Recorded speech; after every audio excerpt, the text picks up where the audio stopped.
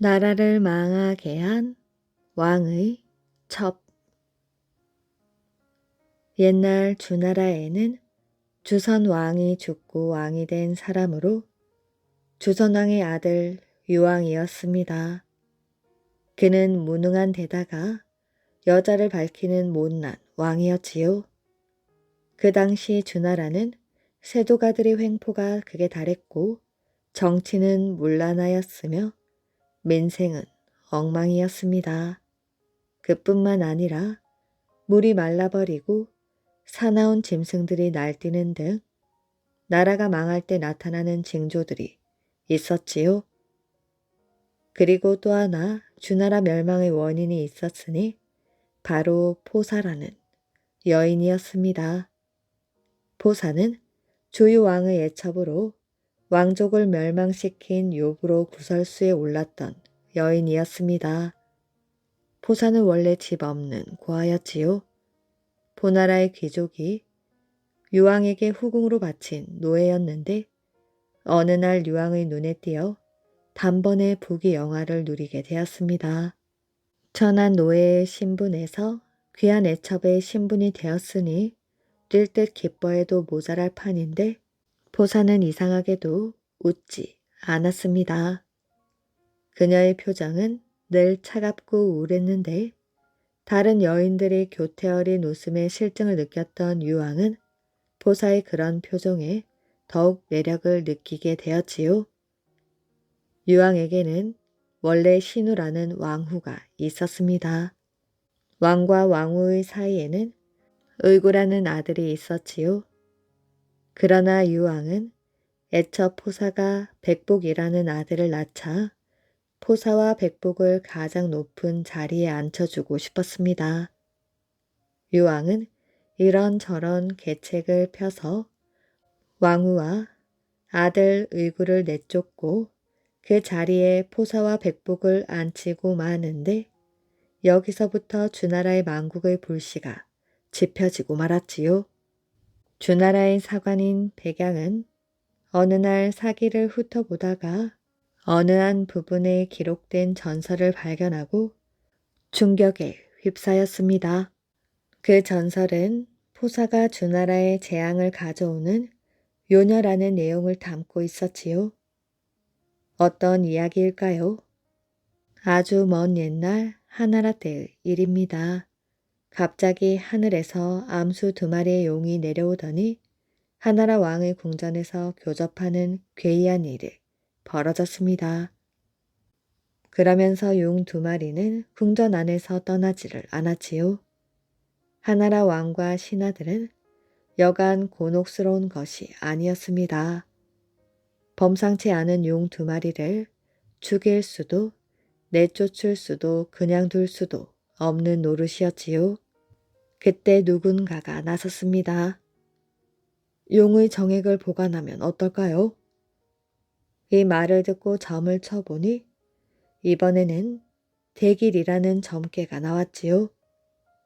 그래서 신하들은 6가지 귀한 물건을 2마리의 용 앞에 가져다 놓고 자신들의 의견을 간책에 써서 공손히 올렸습니다.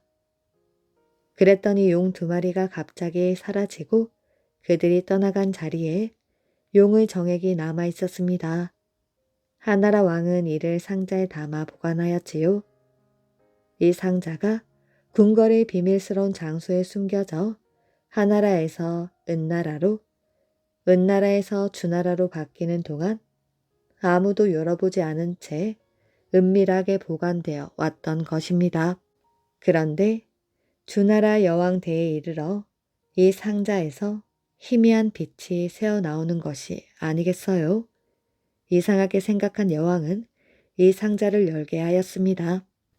그런데 그만 용의 정액이 궁전 바닥에 흘러내려 버렸지요. 그것은 아무리 닦아도 없어지지 않았습니다. 무언가 불길하다고 생각한 여왕은 궁녀들을 모아 용의 정액을 향해 소리를 지르도록 하였습니다. 예로부터 중국에서는 불길한 것을 물리칠 때 여성들이 소리를 지르게 했기 때문이었지요. 그런데 예상 밖의 일이 생겼습니다.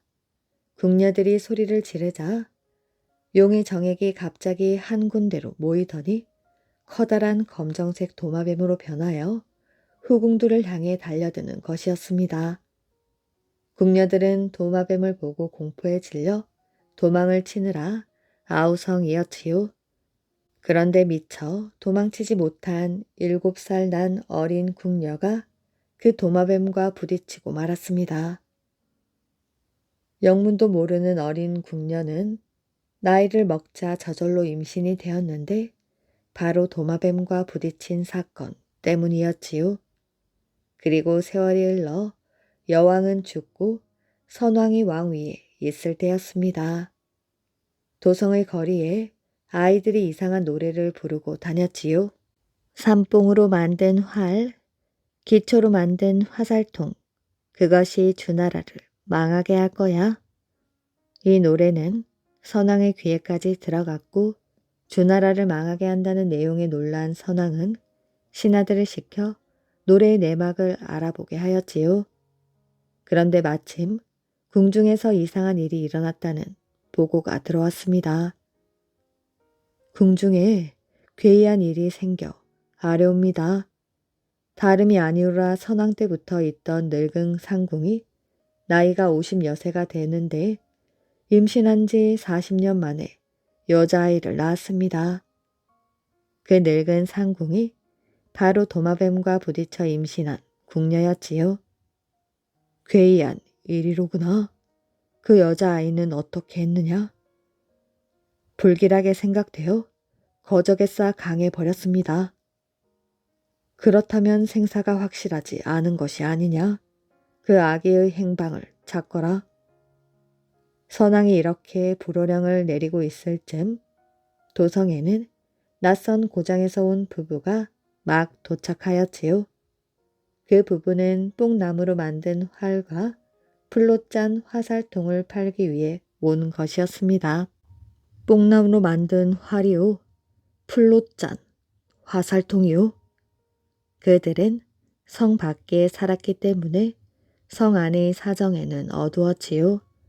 그들이 활과 화살통을 팔려고 외치는 소리를 듣고 마침 누군가 부부에게 도성에서 일어난 일을 이야기해주고 빨리 도망치라고 일러주었습니다. 그러나 이미 병사들이 그들을 쫓기 시작한 후였지요. 부부는 죽기 살기로 도망쳐 어느 강가에 이르렀습니다. 겨우 한숨을 돌리고 있었는데 어디선가 아기 우는 소리가 들렸지요. 부부는 자신들이 쫓기는 상황이었는데도 그 가여운 아기를 거두어 키우기로 결정했습니다. 그들은 그 후 서남 쪽으로 가서 포국에 이르렀지요. 그리고 그곳에서 포우라는 귀족의 노예로 들어갔습니다. 그들이 데리고 온 아기도 함께 노예가 되었는데 주인의 성을 따라 포라는 성을 갖게 되었고 이름은 사라하였지요. 포사의 주인인 포후는 도성에 갔다가 어떤 예기치 않은 일 때문에 감옥에 갇히게 되었습니다. 이때 포후는 용모가 아름다운 포사를 왕에게 바치고 대신 풀려나게 된 것이지요. 그리고 포사는 이내 왕이 눈에 들어 아들을 낳고 마침내 왕후의 자리에 오르게 된 것입니다.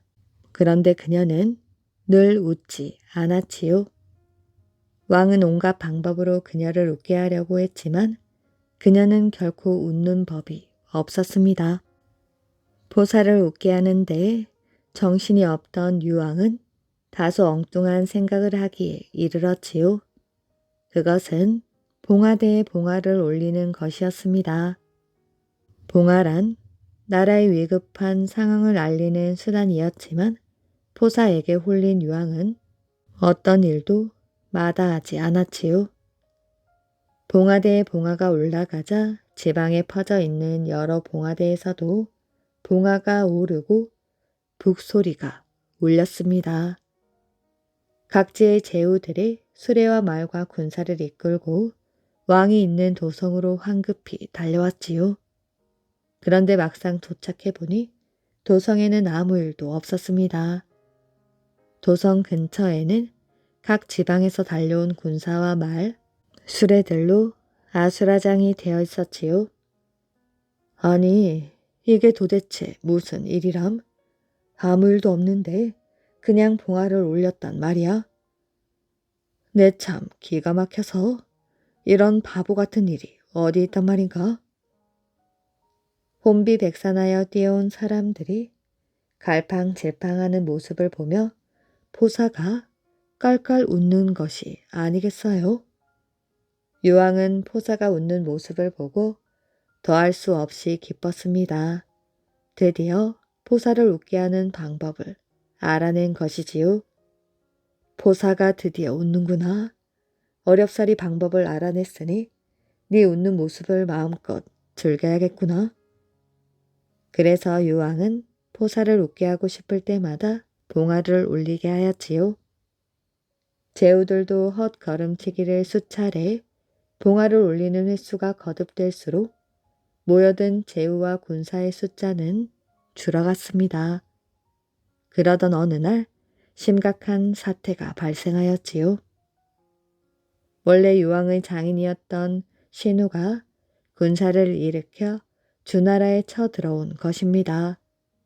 신우는 세력이 큰 제후로 사위인 유왕이 아무 이유도 없이 자신의 딸을 패하고 손자까지 죽이려 하는 것을 보고 주변의 몇 개의 민족과 손을 잡고 군사를 일으킨 것입니다. 유왕은 황급히 봉화를 올리게 하였지요. 그러나 아무도 그를 도우려 오지 않았습니다.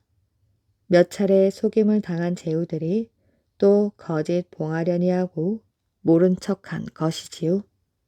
유왕은 포사를 데리고 도망을 쳤으나 얼마 못 가 사로잡혀 목숨을 잃고 포사는 포로로 잡혀가고 말았습니다. 그 포사가 어떻게 되었는지는 전해지지 않고 있다고 합니다. 팽나무의 전설. 전라남도 어느 마을에 팽나무 한 그루가 있습니다. 마을 사람들은 오랜 옛날부터 이 팽나무를 신령한 나무라고 받들어 모셨지요. 팽나무는 마을에 좋지 않은 일이 생길 것 같으면 울음소리를 내었다고 합니다. 그것은 나쁜 일에 대비하라는 신호인 것이었지요. 어느 해에는 심한 흉년이 들어 나라에 온 백성들이 고생을 했습니다. 하지만 마을에서는 흉년으로 고생한 사람들이 없었지요. 팽나무가 흉년이 들 것 같다고 울음소리로 미리 알려주어 마을 사람 모두가 흉년에 대비했기 때문입니다. 임진왜란이 일어난 해에 갑자기 팽나무가 아침부터 울기 시작했지요. 팽나무의 울음소리는 사이렌 소리처럼 온 마을에 퍼졌습니다. 마을 사람들은 울음소리를 듣고 긴장된 표정을 지었지요. 무슨 일이지? 흉년은 이미 넘겼고 혹 홍수가 난다는 거 아니야? 전염병이 도는 신호일지도 모르지. 마을 사람들은 무슨 일인가 싶어 아침부터 팽나무 주위로 모여들었습니다. 그리고 저마다 자기 생각들을 털어놓았지요. 그렇지만 팽나무가 무엇 때문에 울고 있는지는 아무도 몰랐습니다. 마을 사람들이 모두 모이자 팽나무에서 강한 바람이 일었습니다. 사람들은 깜짝 놀라 주춤주춤 물러섰지요. 그러자 팽나무는 조금 전보다 더 큰 소리로 울음을 터뜨렸습니다. 아니, 팽나무가 어찌 저리 서럽게 울지? 아무래도 큰 재앙이 닥쳐올 것 같구나. 팽나무의 울음소리를 들으니 자꾸 불길한 예감이 드는걸. 사람들은 저마다 걱정을 했습니다. 그런데 그때 마을 사람 하나가 다급한 목소리로 외쳤지요. 저기 외병들이 쳐들어와. 팽나무 주위에 모여있던 사람들은 깜짝 놀라 마을 어귀를 돌아보았지요. 총과 칼로 무장한 일본 병사들이 마을을 향해 몰려오고 있었습니다. 그런데 그 순간 더 놀란 것은 일본 병사들이었지요. 우리가 쳐들어올지 어떻게 알았지? 우리가 나타나기를 기다리고 있었잖아. 일본 병사들은 팽나무를 진지로 알고 마을 사람들을 조선 병사로 알았습니다. 그리고 조선 병사들이 자기들이 쳐들어오기를 기다려 기습 공격을 펼칠 줄을 알고 처음부터 겁을 먹었지요. 아무래도 불안하구나. 섣불리 공격하다가는 우리가 당할지도 모른다. 일단 후퇴하자. 일본군 대장은 병사들에게 명령했습니다. 일본 병사들은 달아나 버렸지요. 그러나 완전히 달아난 것은 아니었습니다. 마을에서 몇십 리 떨어진 곳으로 물러나 들판에 진을 쳤습니다. 그리고는 며칠 뒤 마을로 쳐들어왔지요. 일본 병사들은 처음부터 팽나무 주위를 조선군 진지로 알았습니다. 그래서 마을 사람들을 습격하기 전에 먼저 팽나무 주위를 수색하였지요. 팽나무 가지가 무성하구나. 조선 병사들이 나무 위에 올라가 몸을 숨기면 훌륭한 은폐물이 되겠어. 일본군 대장은 팽나무를 주의 깊게 살펴보더니 병사들에게 명령을 내렸습니다. 팽나무 가지를 모조리 잘라라. 병사 몇 사람이 나무 위로 올라갔지요. 그들의 손에는 칼이 쥐어져 있었습니다. 그들은 나무 가지를 닥치는 대로 잘라내기 시작하였지요. 일본군 병사들은 팽나무 밑에 모여 나무 위를 올려다보고 있었습니다. 그런데 그때 일본군 병사들이 비명을 질렀습니다. 잘라낸 가지가 바닥에 떨어져 나무 밑에 있던 병사들을 덮친 것이지요. 나뭇가지에 깔려 죽은 병사들은 모두 20명이나 되었습니다.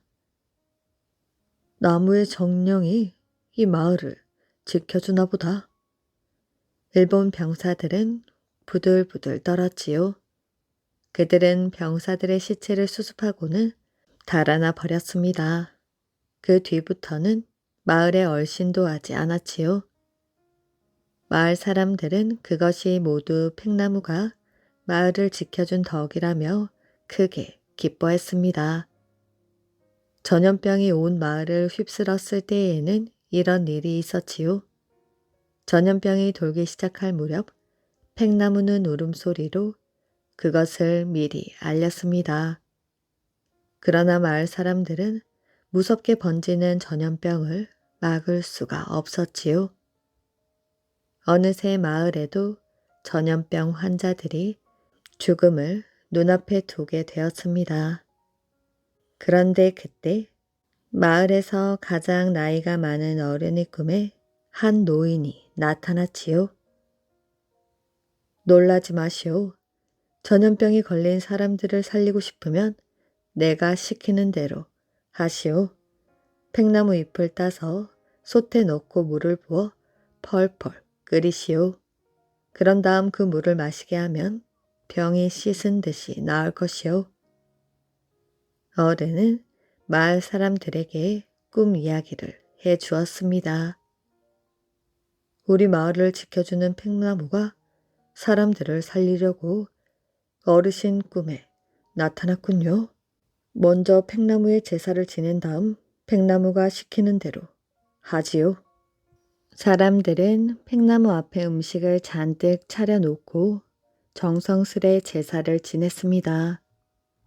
그리고는 팽나무 잎을 따서 끓인 물을 환자들에게 먹였지요. 그랬더니 언제 병을 앓았냐는 듯 깨끗하게 나았습니다. 그 뒤에도 마을의 팽나무는 마을을 위해 좋은 일을 많이 했다고 합니다. 도둑을 알아보는 바위. 옛날 어느 마을에 금강산 구경을 하는 것이 꿈인 봉덕이라는 젊은이가 살았지요. 봉덕이는 그 꿈을 이루기 위하여 돈을 열심히 모았습니다. 그리하여 몇 년 만에 돈을 마련할 수가 있었지요. 봉덕이는 보찜을 짊어지고 집을 나섰습니다.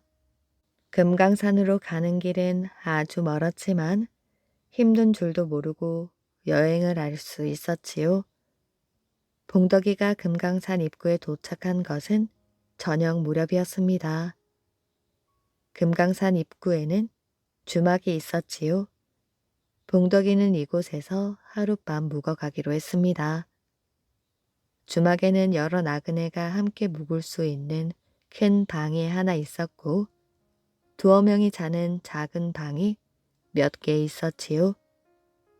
그날 밤 큰 방을 차지한 것은 서울 양반네였습니다. 양반은 많은 사람들을 거느리고 주막에 찾아든 것이지요. 봉덕이는 저녁을 먹고 작은 방에 누웠습니다. 작은 방에는 사람이 하나 더 있었는데 먹물로 물들인 옷을 입은 스님이었지요. 그런데 새벽녘쯤 되었을까 갑자기 바깥이 소란스러워졌습니다. 그러더니 누군가가 봉덕이가 잠든 방의 문을 벌컥 열었지요. 네 이놈, 냉큼 일어나거라. 험상궂게 생긴 사내가 다짜고짜 봉덕이의 멱살을 잡았습니다. 감히 우리 나리에 돈을 훔쳐? 사내는 봉덕이를 잡아먹을 듯 노려보았지요. 봉덕이는 기가 막혔습니다. 이거 왜 이러십니까? 생사람 잡지 마십시오. 나는 밤에 이 방에서 한 발자국도 나가지 않았다고요. 사내는 주먹을 불끈 쥐었습니다. 맞아야 정신을 차리겠나? 혼나기 전에 어서 돈을 내놔. 나는 도둑질을 하지 않았다니까요. 정의심스러우면 보찜을 풀어보세요. 봉덕이는 머리맡에 있는 보찜을 집어 사내에게 내밀었습니다. 이놈이 끝까지 시치미를 떼 보찜에서 나리가 잃어버린 돈꾸러미만 나와봐라. 혼구멍을 내어줄 테니. 사내가 보찜을 풀었습니다. 순간 봉덕이는 벌린 입을 다물지 못하였지요. 보찜 안에 돈꾸러미가 들어있는 것이 아니겠어요? 사내는 무쇠 같은 주먹으로 봉덕이의 뺨을 호되게 때렸습니다. 그리고 봉덕이를 밖으로 끌어내 서울 양반에게 데려갔지요. 날이 도둑을 잡았습니다. 사내는 봉덕이를 끌어 앉혀놓고 서울 양반에게 말하였습니다. 봉덕이는 억울했지요. 아무 죄도 없이 도둑으로 물리다니 분하고 원통하여 견딜 수가 없었습니다. 봉덕이는 자신의 결백을 증명해 줄 사람은 스님밖에 없다고 생각했습니다.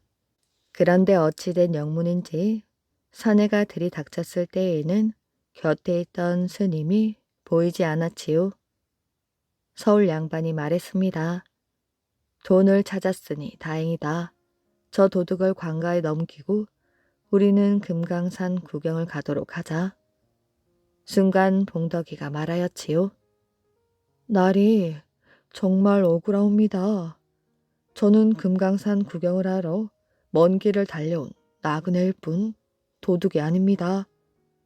누군가 나리의 돈을 훔쳐 제 봅짐 속에 숨겨놓아 도둑이라는 누명을 쓰게 된 것이지요. 저는 금강산 구경을 하는 것이 평생의 소원이었습니다. 그래서 몇 년 동안 돈을 푼푼히 모아 이곳까지 왔는데 금강산을 코앞에 두고 강가로 끌려가야 하다니 너무나 원통합니다.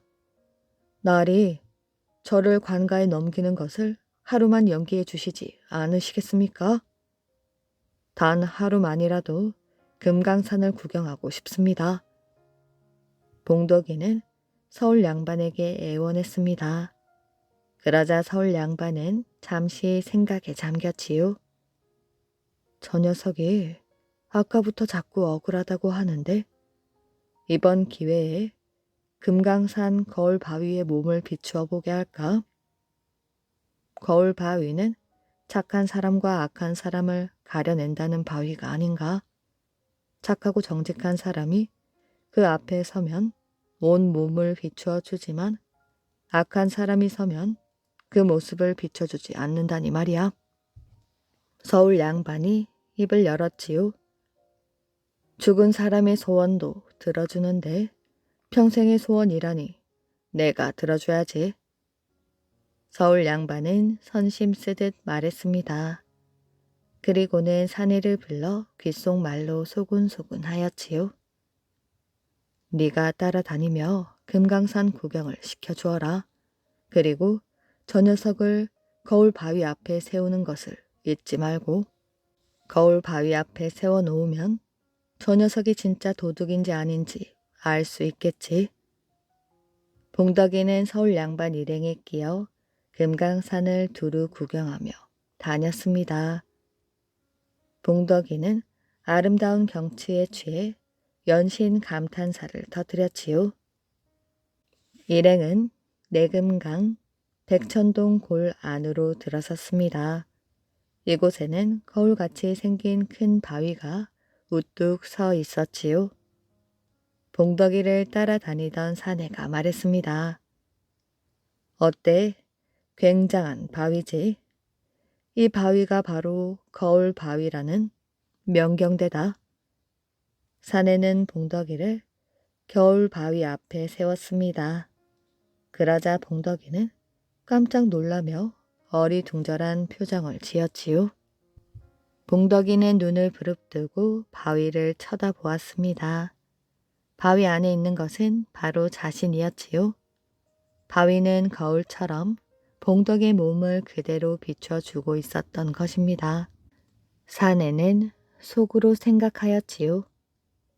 이 사람은 죄가 없구나. 억울하다고 하더니 나리의 돈을 훔친 도둑이 아니야. 그런데 그때 누군가 거울 바위 앞으로 가까이 다가섰습니다. 봉덕이는 그 사람을 보더니 반갑게 소리쳤지요. 스님! 그는 바로 봉덕이와 한 방에서 자던 스님이었습니다. 이분이 누군지 아셔요? 주막집에서 저와 함께 있던 스님이에요. 제가 방에서 한 발자국도 나가지 않은 것을 이분이 알고 있습니다. 봉덕이는 기쁜 얼굴로 사내에게 말했습니다.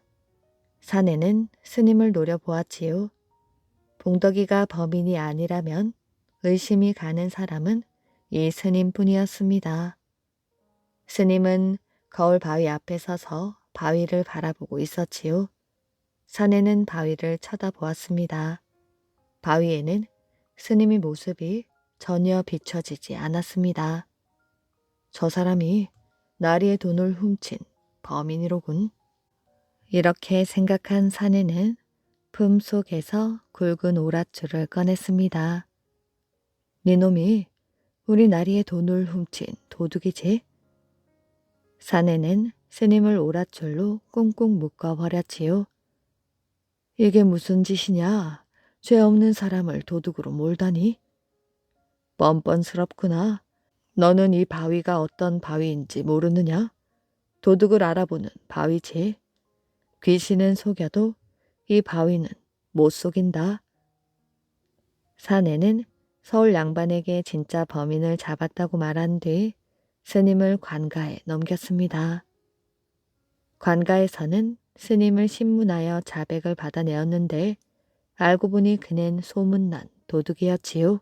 그는 스님으로 변장하고 주막집을 찾은 것입니다. 그리고 새벽녘에 큰 방에 숨어들어 서울 양반의 돈꾸러미를 훔쳤는데 밖으로 도망치기도 전에 도둑 맞았다는 것이 들통나고 말았지요. 그래서 급한 김에 돈꾸러미를 봉덕이의 보찜 속에 넣어두었던 것입니다. 거울 바위 덕에 도둑 누명을 벗은 봉덕이는 주막줄에 묵으며 금강산을 실컷 구경했습니다. 그리고 며칠 뒤 집으로 돌아갔지요. 그런 일이 있고부터 거울 바위는 세상에 더욱 널리 알려졌습니다. 그래서 금강산을 찾아온 사람 중에 쥐은 죄가 많은 벼슬아치나 양반들은 거울 바위 근처에 얼씬도 하지 않았다고 합니다. 말똥, 개똥, 닭똥. 옛날 어느 시골 마을에 부자 구두쇠 영감이 살고 있었지요.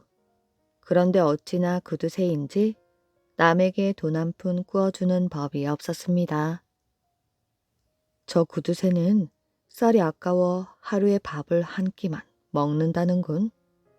자기 땅에 닿을까봐 밟고 지나가지도 못하게 한다던데.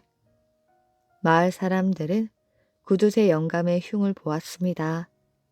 그러던 어느 날 밤 구두쇠 영감이 막 잠을 청하려는데 누군가 창문을 두드렸지요. 그러자 구두쇠 영감은 화가 나서 소리쳤습니다. 아니, 밤중에 어떤 녀석이야. 창문이 닫으면 어떡하라고? 구두쇠 영감은 씩씩거리며 창문을 열었지요. 그런데 뜻밖에도 처음 보는 낯선 사내가 서 있는 것이 아니겠어요? 사내는 구두쇠 영감을 보자 반색을 하며 말했습니다. 영감님, 50냥이 급히 필요해서 이렇게 찾아왔습니다. 제발 돈을 좀 구워주십시오. 구두쇠 영감은 기가 막혔지요. 어림없는 일이었습니다. 구두쇠 영감은 사내 얼굴을 유심히 살펴보았지요. 사내는 모자를 쓰고 있었는데 불빛이 비치자 모자 속이 들여다 보였습니다. 그런데 사내의 머리에는 뿔이 돋아 있었지요. 누군가 했더니 도깨비 녀석이군. 구두쇠 영감은 생각에 잠겼습니다. 그러더니 엽전 50냥을 꺼내지요. 반드시 갚아야 하오. 알겠소? 영감이 이렇게 말하자 사내는 물론이지요. 꼭 갚아드려야지요. 라고 말하고는 온데간데 없이 사라져 버렸습니다. 다음 날 구두쇠 영감이 막 잠을 청하려는데 갑자기 창문이 벌컥 열렸지요. 그러더니 엽전 50냥이 방 안으로 날아들었습니다. 영감님, 어제 빌렸던 50냥이요. 그런데 다음 날도 그 다음 날도 도깨비는 밤마다 엽전 50냥을 구두쇠 영감의 방 안에 던져놓고 사라지는 것이었습니다. 도깨비는 단 하루도 거르지 않고 1년 동안 구두쇠 영감에게 돈을 가져다 주었지요. 그 덕분에 구두쇠 영감은 재산이 더 늘어나 마을에서 첫째 가는 부자가 되었습니다. 그제야 구두쇠 영감은 집안 식구들에게 도깨비 이야기를 하였지요. 세상에, 그리 어리석은 도깨비는 처음 봤어. 한번 빌려간 돈을 날이면 날마다 갚으러 왔거든. 하루가 지나면 돈을 갚았다는 사실을 까맣게 잊어버리는 모양이야. 구두쇠 영감이 한 말은 금방 온 마을에 쫙 퍼졌습니다. 그리고 소문은 돌고 돌아 도깨비 귀에까지 들어갔지요. 도깨비는 땅을 치며 분해했습니다. 한 번 빌려간 돈은 한 번만 갚으면 된다고. 난 그것도 모르고 날이면 날마다 영감에게 돈을 갖다 바쳤잖아. 아이고, 아까워라. 도깨비는 자기를 속인 구두쇠 영감이 괘씸했습니다. 네, 그 영감을 혼을 내주어야겠어. 이렇게 결심한 도깨비는 주변에 있는 도깨비들을 모두 불러 모았습니다. 그리고 지금까지 있었던 일을 자세하게 들려주었지요. 그러자 도깨비 하나가 말했습니다.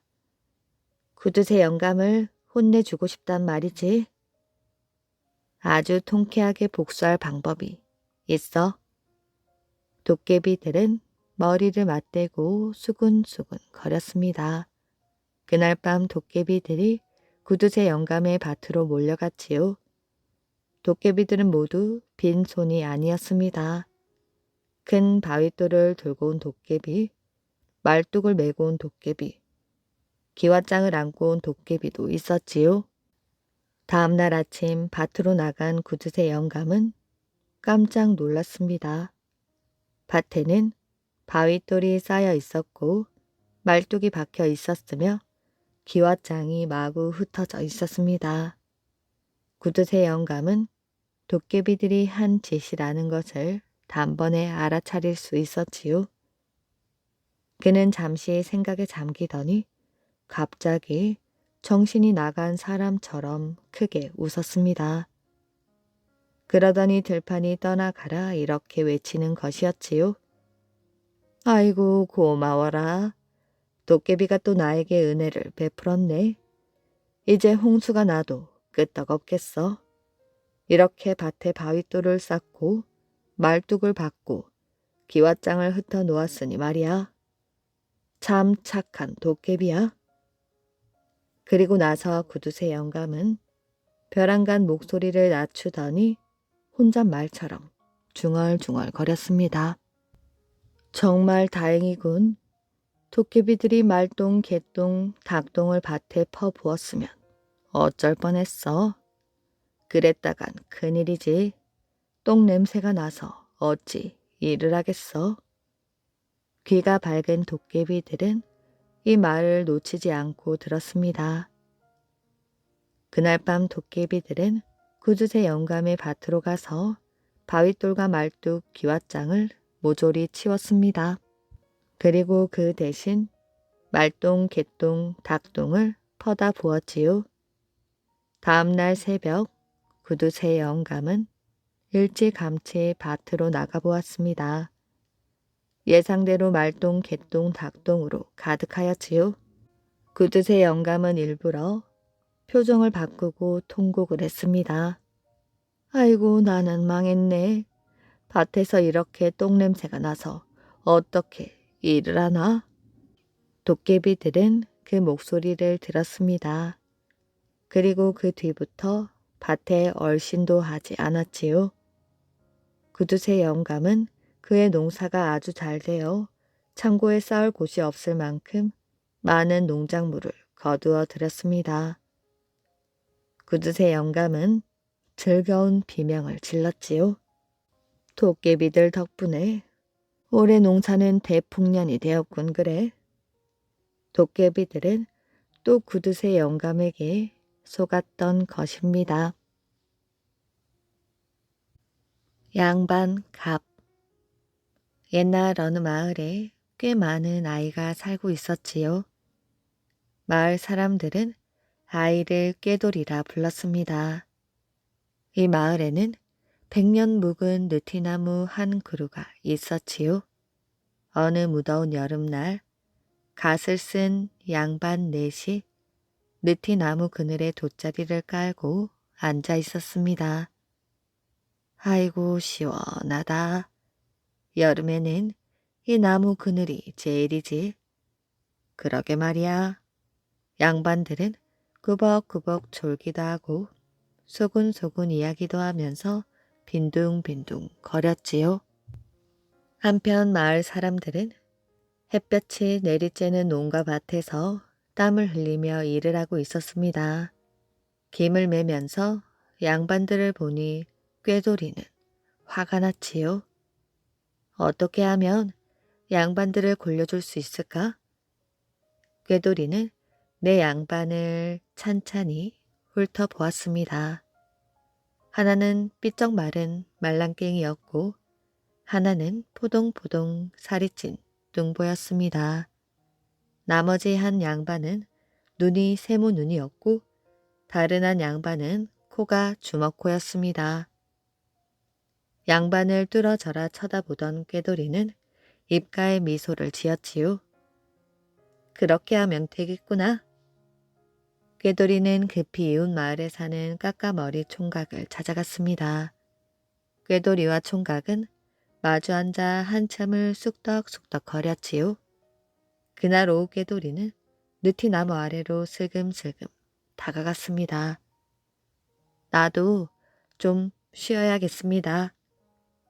꾀돌이는 내 양반 곁에 쭈그리고 앉았지요. 이런 못된 놈이 있나? 양반 곁에 상놈이 앉다니 썩 물러가지 못할까? 뚱뚱한 양반이 눈을 부릅떴습니다. 그러게 돗자리에 못 앉고 맨 땅에 앉지 않았습니까? 꾀돌이의 말에 내 양반은 더 이상 시비를 걸지 않았지요.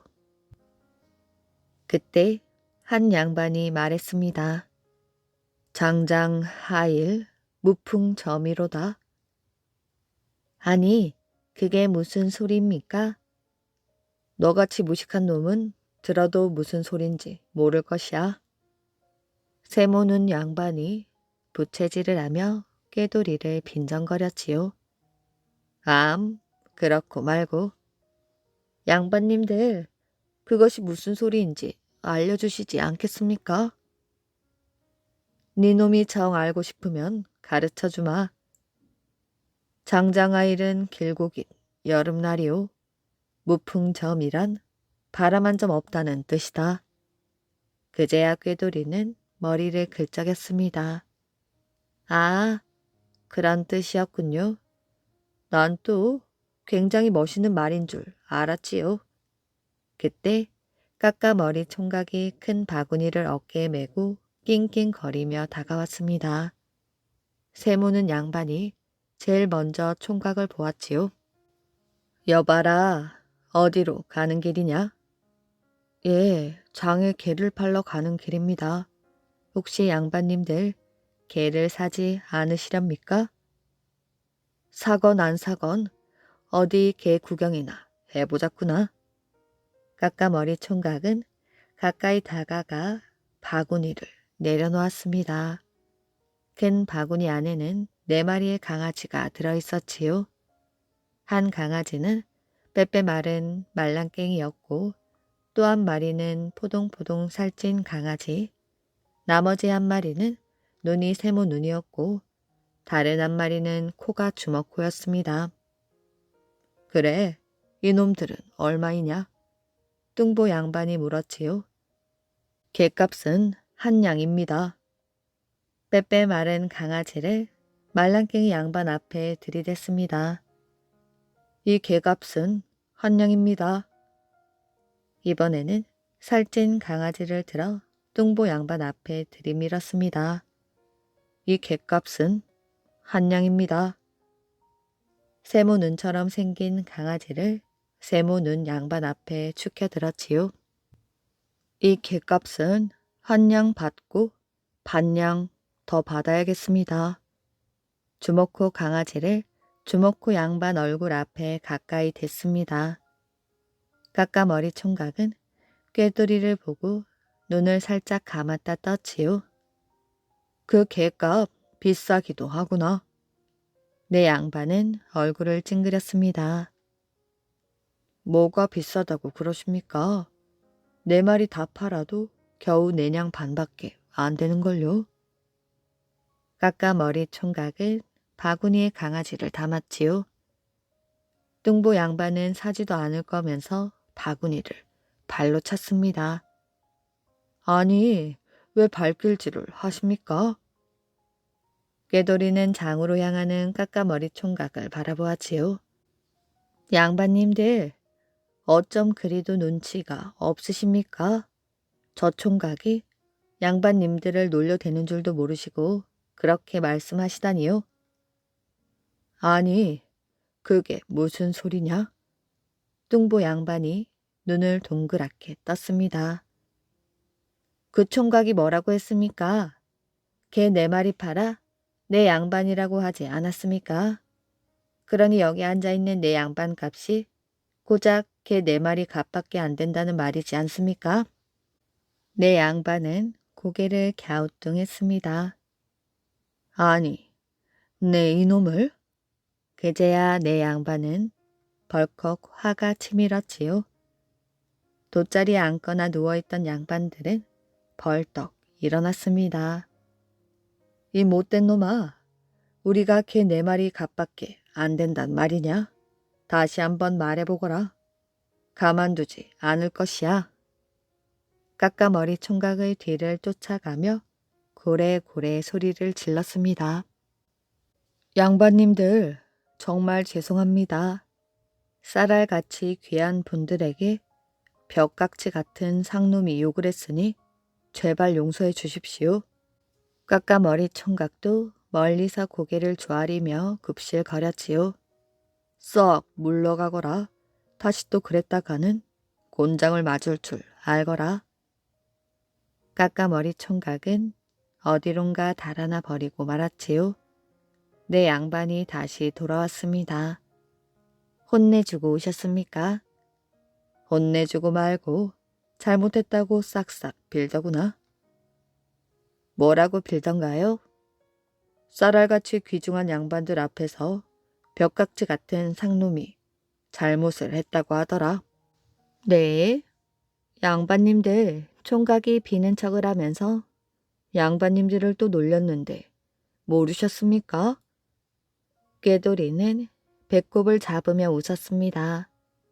양반들은 무슨 영문인지 알 수가 없었지요. 유식한 양반님들이 무식한 상놈 총각의 말뜻을 알아듣지 못하시다니 말이 됩니까? 네 이놈, 어서 무슨 뜻인지 말하지 못할까? 쌀이 어디서 나옵니까? 벽깍지 속에서 나오지요. 그러니 그 총각이 양반님들 보고 니놈들은 내 뱃속에서 나온 새끼들이란 말 아닙니까? 그것도 모르고 유식한 양반님들이 어찌? 꾀돌이는 혀를 차며 그 자리에서 일어났습니다. 내 양반은 집으로 가는 꾀돌이를 바라보며 기가 막혔지요. 내 양반들은 헛기침을 했습니다. 생각하면 할수록 분통이 터져 견딜 수가 없었지요. 나중에는 쩝쩝 입맛만 다시며 부채질을 했답니다. 무덤 자리를 잡아준 도깨비. 옛날 어느 마을에 효성 깊은 아들이 살았는데 아버지가 병을 앓다 돌아가셨지요. 젊은이는 크게 슬퍼하며 장례 치를 준비를 하였습니다. 첫 번째로 무덤 자리를 잡아야 하였지요. 그런데 돈이 없어 무덤 자리를 잡는 직관을 구할 수가 없었습니다. 이를 어쩌지? 젊은이는 어떻게 하면 무덤 자리를 얻을 수 있을지 고민하였지요. 도깨비에게 부탁을 해볼까? 도깨비라면 좋은 무덤 자리를 잡아줄 수 있을 거야. 도깨비들은 마을 뒷산에 자주 나타났지요. 어둠이 밀려오면 모여 밤새도록 시끄럽게 놀았습니다. 도깨비들은 메밀묵을 좋아한다지. 메밀묵을 쑤어다 주며 부탁해보자. 젊은이는 메밀을 구하여 솥이 가득하게 쑤었습니다. 그런 다음 메밀묵을 담아 들고 뒷산으로 올라갔지요.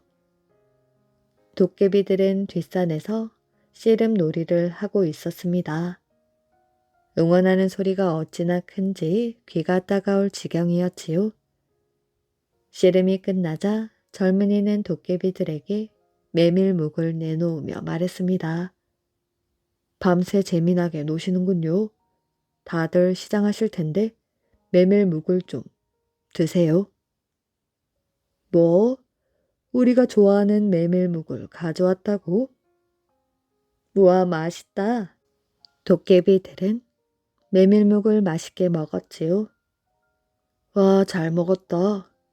정신없이 먹느라고 고맙다는 인사도 못하였네. 총각, 너무너무 고마워. 젊은이가 그때 말하였지요. 부족하지 않으셨나요? 이렇게 잘 드실 줄 알았으면 메밀묵을 더 쑤어 올 걸 그랬네요. 저는 아랫마을에 살고 있습니다. 아버지를 모시고 살고 있었는데 이번에 아버지가 세상을 떠나셨습니다. 그래서 장례를 치러야 하는데 무덤 자리를 구할 수가 없더라고요. 저희 집은 아주 가난하거든요. 종각은 우리에게 무덤 자리를 부탁하러 왔구먼.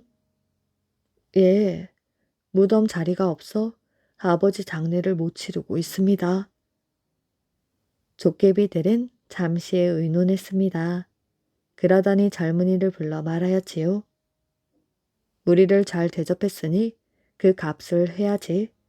무덤 자리를 잡아줄 테니 장례를 치르도록 해. 정말 고맙습니다. 젊은이는 엎드려 도깨비들에게 절을 했습니다. 도깨비들은 젊은이 집으로 몰려갔지요. 그리고 젊은이 아버지의 시신을 관 속에 넣고 상여에 실었습니다. 상여는 꽃 상여였지요. 도깨비는 상여를 메고 산으로 향했습니다. 도깨비들은 상여를 메고 가면서 상여 소리를 하였지요. 그 소리가 하도 고슬퍼 젊은이는 눈물을 흘리며 따라갔습니다. 그런데 산에 오르면서 도깨비들은 걸음이 빨라졌지요. 젊은이는 도저히 그 뒤를 따라갈 수가 없었습니다. 어디 갔지? 젊은이는 도깨비들을 찾으려고 발이 부르트도록 산을 헤매었지요. 그렇지만 도저히 찾을 수가 없었습니다. 도깨비들이 아버지의 시신을 가지고 달아났구나. 젊은이는 기가 막혔습니다. 돌아가신 아버지에게 큰 불효를 저지른 것 같아 가슴을 치며 울며 집으로 돌아왔지요. 저승에 가서라도 아버지를 뵐 낯이 없구나. 젊은이는 이렇게 한탄하면서 밤새도록 울었습니다. 그런데 새벽이 가까웠을 때였지요. 바깥이 웅성웅성해지더니 도깨비들이 들이닥쳤습니다. 한참 가다 보니 총각이 보이지 않더군. 그래서 우리끼리 장례를 치렀네. 여기서 제법 먼 곳에 무덤 자리를 잡았으니 날이 밝으면 찾아가도록 하게. 도깨비들은 젊은이에게 무덤 자리가 있는 곳을 알려주고는 바람처럼 사라졌습니다. 젊은이는 날이 밝자 집을 나섰지요. 무덤 자리가 어찌나 먼 곳에 있는지 날이 어둑어둑해져서야 도착할 수 있었습니다. 젊은이는 아버지의 무덤을 보고는 깜짝 놀라였지요. 상석의 비석, 망주석까지 높은 벼슬아치의 무덤보다 훌륭했던 것입니다. 도깨비들이 정말 고맙네. 젊은이는 도깨비들에게 미안한 생각이 들었습니다. 이제 아버지께 인사를 올려야지. 젊은이는 무덤 앞에 서서 절을 하였지요. 그런데 그때 산 아래쪽에서 몇 사람이 젊은이를 향해 걸어 올라왔습니다. 네 이놈, 왜 허락도 없이 남의 땅에 묘를 썼느냐? 함께 온 사람들은 젊은이를 에워싸며 으름장을 놓았지요. 겁도 없는 놈이로구나. 여기가 어딘 줄 알고 발을 들어놓았느냐? 몰매를 맞아야 정신을 차리겠구나. 당장 무덤을 파가라. 그렇지 않으면 너도 무덤 속에 들어갈 줄 알아. 젊은이는 눈앞이 아찔해졌습니다. 이때 도깨비들이 바람처럼 나타났지요. 도깨비들은 눈을 부라리며 소리쳤습니다. 네 이놈들, 여기는 우리 도깨비가 잡아준 무덤 자리야. 또 찾아와서 총각을 협박하면 모조리 저승으로 보내주겠다. 사람들은 기겁을 하며 주랭랑을 놓았지요. 그 뒤 무덤에 찾아와서 시비를 거는 사람은 아무도 없었습니다. 젊은이는 도깨비들이 무덤 자리를 잡아준 덕인지 하는 일마다 잘 되었지요. 그래서 자기 고장에서 아주 부자가 되어 잘 살았다고 합니다. 이야기 재미있게 잘 들으셨나요? 오늘의 이야기는 여기까지입니다. 오늘도 이야기를 들어주셔서 정말 감사합니다. 오늘도 편안한 밤 되시길 바랍니다.